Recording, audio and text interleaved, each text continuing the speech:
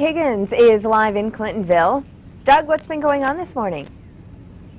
Well, it has been quieter, but not completely quiet here in Clintonville. I talked with the city administrator earlier on, and reports are between 1:30 and 2:30 of some booming sounds, not as strong and no shaking associated with them, but still some mystery sound is basically occurring here in Clintonville, and no one still knows why. Now, last night there was a meeting. Many residents went to it. The city administrator was talking about it. One of the residents here, Steve Shelton, who not only is a science teacher at Hortonville High School, but also a fellow meteorologist, which is kind of nice. So you got a good science background.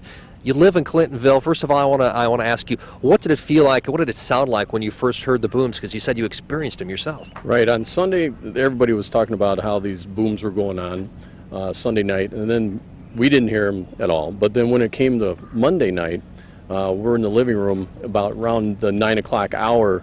We heard this. It sounds like one of those artillery shells that goes off before a fireworks show to get everybody excited. Sure. Bang, you know. But it sounds like it's like about 2 miles off, and it's what's even creepier. It's in the ground, you know. So the windows. Not only you could hear it, but you could kind of feel it. Well, you can definitely. The windows started rattling, and it was only one boom at that time. Then we went to bed about 12:30ish at night. It was a series of them, and it's these mortars going off in the ground, and it's boom, boom, boom, boom, boom, and it really rattled the windows at that time.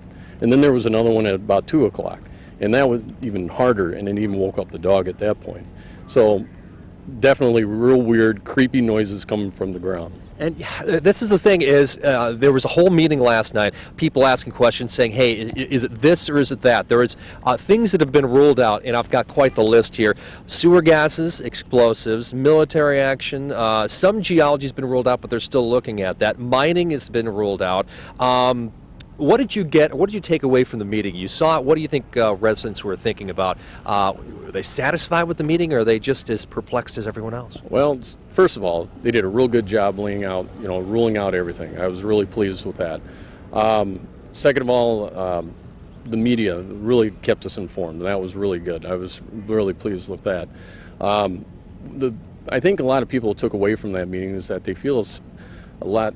You know, even though it's unknown, but at least ruling out all those things make people at ease. Yeah. It make a lot more comfortable, knowing that it's not the sewers, we're not falling into a sinkhole.